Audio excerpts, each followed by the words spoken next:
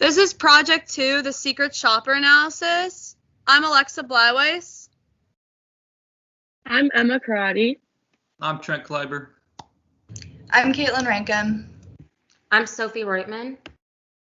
And I'm Joe Wright. For this presentation, we're going to start out with the introduction and overview of the study, moving to the experience rating results, then the comment rating results, the consumer behavior analysis, and finishing out with our recommendations and suggestions. For the overview of the study, experiences at restaurants can cover a lot about the decision-making processes for consumers. Within our study, many different restaurants were visited. Some were drive-through, some were sit-down. And within these restaurants, Starbucks and other beverage restaurants were visited, along with fast casual restaurants such as Chipotle and fast food such as Chick-fil-A, McDonald's, Burger King, and KFC. Here you can see the many different meals that were purchased along with drinks, and the average cost that was spent within these restaurants was around $11 to $12.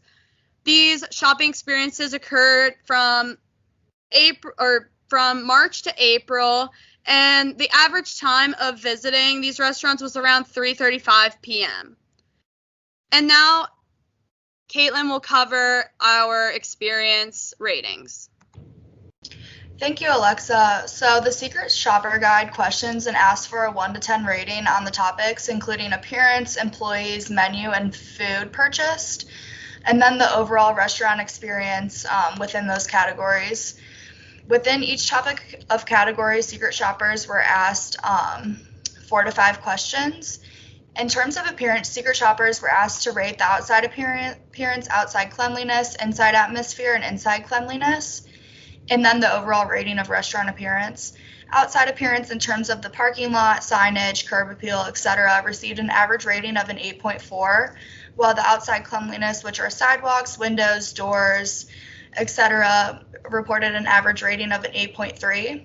Regarding the inside appearance, the inside atmosphere, which are colors, lighting, temperature, crowding, etc., and inside cleanliness, counters, floors, things like that, of the restaurants both received an average rating of an 8.9. However, only 7 restaurants could be given ratings with inside appearance, as 5 of the Secret Shopper reportings occurred through a drive-through.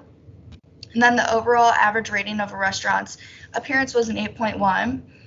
Moving on to employees, the 4 topics under employees were employee greeting, employee appearance, employee friendliness, and then helpfulness, and then the overall rating of restaurant employees. Across all Secret Shoppers, employee greeting, which is considered as friendly, welcoming, and proper when you walk in the door, received an average rating of a 7.7, and then employee friendliness, expressions, politeness throughout your stay, received an average rating of an 8.9. Employee appearance was given an 8.1, while employee helpfulness and knowledge received an average of a 7.8. And then the overall rating of employees across all Secret Shopper restaurants was an 8.3. Next, we have the menu, and it was rated by just overall, and then the appearance, variety, and information and options on the menu. And all 4 categories of the menu rating actually received an average rating of an 8.7, and then the overall average rating of the restaurant's menus received an 8.8. Moving on to food purchased, the experience rating of food purchased touched on 4 different categories, which are delivery time, appearance, quality, and value to food ratio.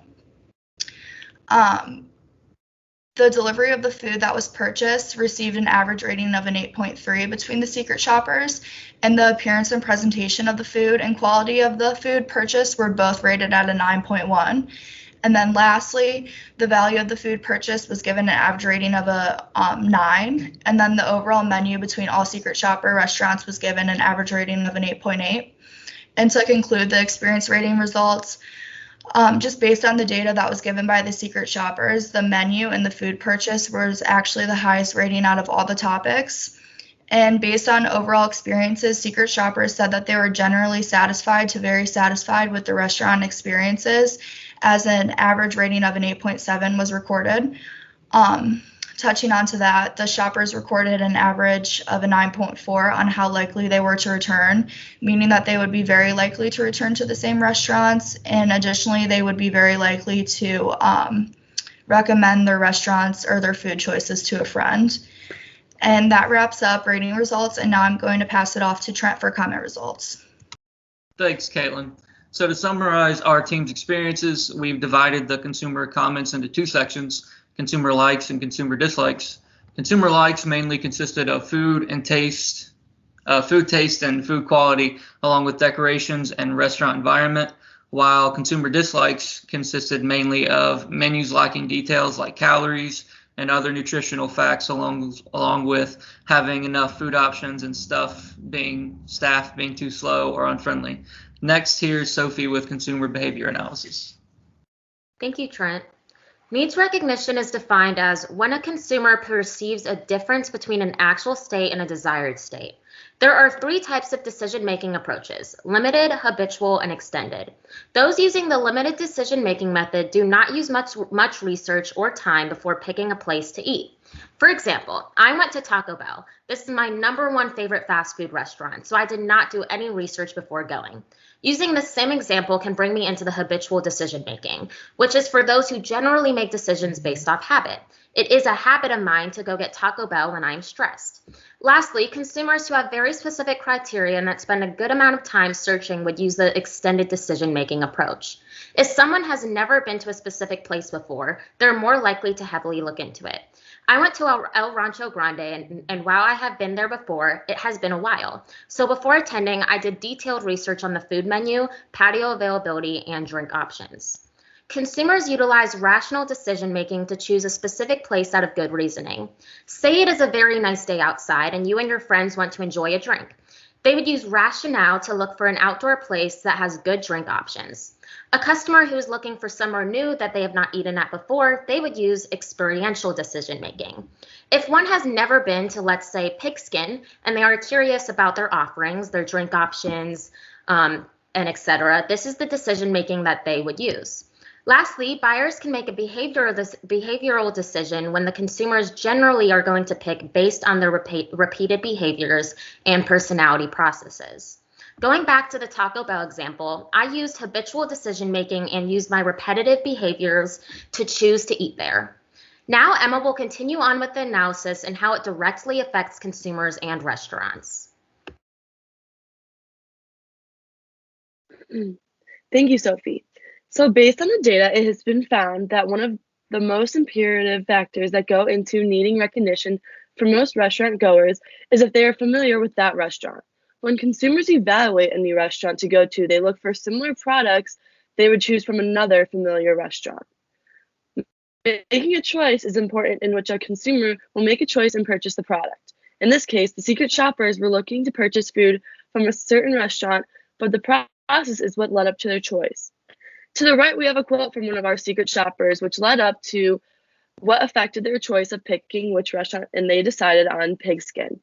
Expanding on this, the consumer's decision leading up to where they went was that there was an occasion in which they wanted something different, but something everyone would enjoy. Lastly, post-consumption reactions are a review a customer makes directly after purchasing a product. These are made up of either positive or negative reactions. From the above example, the consumer said they really enjoyed the Pigskin and would return. Some of their reactions to this restaurant were that they enjoyed the quality of the fresh food and drinks. After reflecting on their decision, it was an overall positive post-consumption reaction. Now I will be passing it off to Joe, and he will be talking about the suggestions we have. Thank you, Emma. So when it comes to our suggestions, there are a few things that the restaurants can fix that we noticed. First, the restaurants that we visited needed more variety in their menus. A huge issue that customers face is that there is not enough menu options, especially in the pandemic with COVID. Some restaurants have eliminated their options for food. Also, another suggestion is that the restaurants need to establish a customer-first culture. When someone goes to a restaurant, they need to be treated with the utmost respect. Another suggestion is that the restaurants need to have more staff when working. Wait times can cause a lot of issues for customers due to the fact that no one wants to wait on getting a table or waiting on their food. We have all experienced that, and it's a negative aspect. The last suggestion that we have as a group is to eliminate false advertising. False advertising gives customers a hope that they are going to receive the best food, but in return, it is not what was promised on the menu. These recommendations will help restaurants gain more consumers, which in return will lead to a higher profit and a higher consumer loyalty. Now I'll pass it off to Sophie. Thank you, Joe. The restaurants reviewed and the data collected has given Team 7 a solid knowledge and awareness of how restaurants can be more successful with consumers. Based on our findings, it is imperative that restaurants add detailed menus, are completely clear on their offerings, meaning no false advertising, have a successful service marketing, and are known for good customer service and high quality food. Based off extensive research, it has been proven that restaurants are highly more likely to bring in and keep more customers if they utilize these 4 recommendations. With that being said, Team 7 would like to thank you for your time and consideration. Thank you.